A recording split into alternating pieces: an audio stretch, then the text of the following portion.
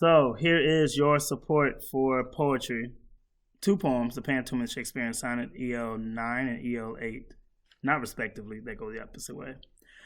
I'm going to tell you just some hints to kind of get this stuff done. I'm going to show you a model. And then Monday and Tuesday when you come in, we can talk about extra support if you so choose. Pantoum. People are liking the Pantoum. Pantoums are made of nothing but quatrains. You got to have at least 3. Not 2, not 1, at least 3. But you can have up to 100 if you want. But they're all going to follow the same format. So first line will repeat as the very last line. And then from that point, you will have your second line repeat as your first line of the next quatrain, and then your last line of every quatrain is repeated as the third line of every quatrain, or of the next quatrain. So your only true quatrain itself is that very first one. What that will look like? Pow. Just like this. I have my quatrains in brackets. I did the one that was 3. You see my first and last, they have to be the exact same. My second line, to ensure all people abide by the law, is the very first line of the next quatrain. And then that second line somehow became a target, is the first line of the third. And then my last line, but what happened, how did I screw up, is the third line of my next one. And the last line in that one, this isn't what I signed up for, is the third of my last. So that's what we mean by those notes. So that's your Pantoum.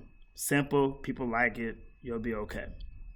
Shakespearean sonnet, though, that's something. So we have 3 quatrains, got to end with the couplet. This one, that's it. Like, you can't put the couplet first, you can't put the couplet in the middle, you can't have 14 quatrains, you got to have 3 and only 3, and you got to have a couplet at the end. So 14 lines in total. Your couplet is going to get your point across. So whatever the poem's supposed to be about, be very beautiful and very poetic throughout that poem. But in that couplet, make sure that message is very clear. This is what you need to understand. There is a rhyme scheme, A, B, A, B, C, D, C, D, E, F, E, F, G, G. As you notice, there are 4, 4, 4, 2, because we're talking about the quatrain, quatrain, quatrain, and your couplet.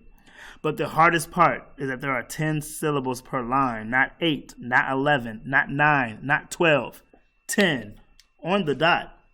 What that will look like is this. So, 1, 2, 3 quatrains, as you see first, and then my couplet sitting right there.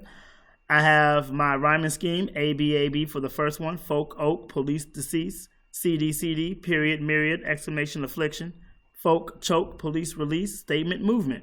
There we go. But the syllables, as you notice, I numbered my very first line, but I will do this for every single line because every line, all 14, needs to add up to 10 each one. So if sentences are the lives of black folk, there we go.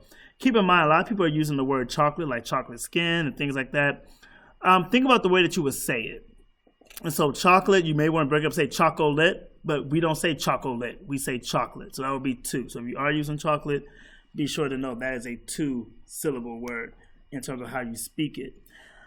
Keep in mind, you have your spelling words. So think about using insinuate, infuriate, affliction, casualty, all of those words. So go in, know how to use it. Negligent, neglect. Know your parts of speech, use your spelling words, and remember that you need at least 1 form of figurative language in every poem.